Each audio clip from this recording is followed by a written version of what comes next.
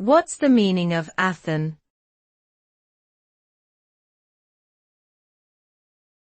Athon.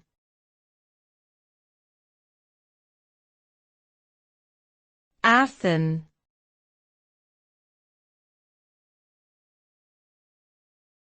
Athon.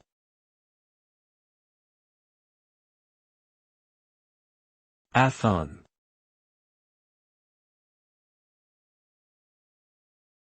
The suffix athon is often added to a word to indicate a prolonged or endurance event, such as a marathon or hackathon.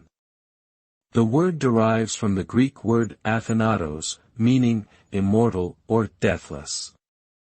Athon suggests that the activity is a test of endurance and requires participants to push through physical, mental or emotional challenges over a long period of time. The result of participating in an athon event is typically a sense of accomplishment and pride in one's ability to overcome obstacles and complete the challenge. These events often promote fitness, creativity, and community engagement.